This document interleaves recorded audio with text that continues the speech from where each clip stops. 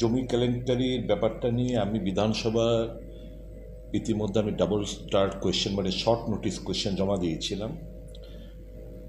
আমি জানি এটা অ্যাসেম্বলি অ্যাকসেপ্ট করে ডিপার্টমেন্টের কাছে পাঠিয়েছে।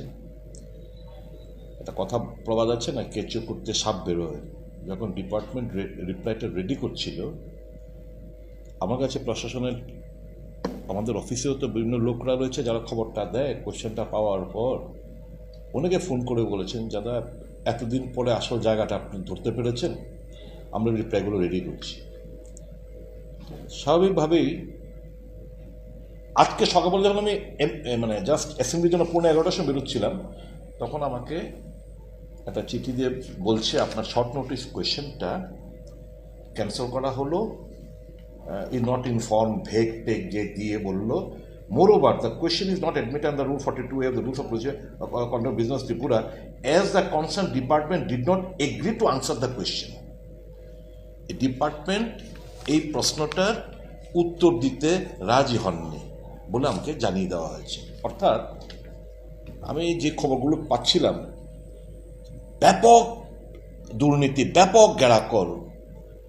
মুখ্যমন্ত্রী এই জিনিসগুলো অ্যাসেম্বলির মধ্যে তথ্যগুলো জমা দেবে মানে তো সরকারের মুখ পুড়বে, মুখ্যমন্ত্রীর দপ্তর মুখ্যমন্ত্রীর মুখ পুড়বে।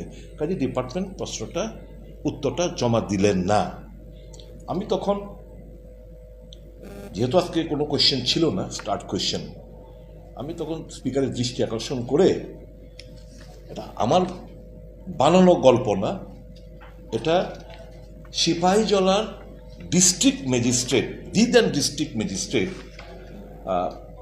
18ই সেপ্টেম্বর 2023 সালে উনি একটা চিঠি লিখলেন to the additional secretary GAPNT department government of ত্রিপুরাকে।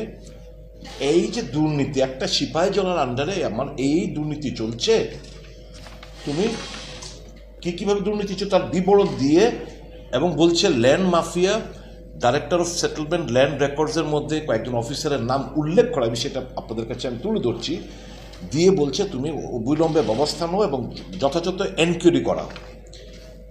18ই September 2023 দেওয়ার পর 20-21 দিনের মাথায়, যেটি 11 কি 12ই অক্টোবর 2023 সাল, ওই দিদেন যে সিপাহীজলার যে ডিস্ট্রিক্ট ম্যাজিস্ট্রেট, তাকে বদলি করে দেওয়া হয়েছে। তাহলে বুঝতেই পারছেন, এই দুর্নীতির নিয়ে যদি কেউ কথাবার্তা বলে, যদি বিচার চায় মানুষের হয়ে, যদি এটাকে সরকারের গোচরে আনতে গিয়ে তাকে ট্রান্সফার করে এনে অন্য জেলার দায়িত্ব দিয়ে দেওয়া হয়, তাহলে বুঝতে পারছেন তাদের রিচটা কতটুকু। এই সমস্ত ল্যান্ড মাফিয়া আর প্রশাসনের কিছু আমলারা কিভাবে মানুষকে ঠকাচ্ছে তার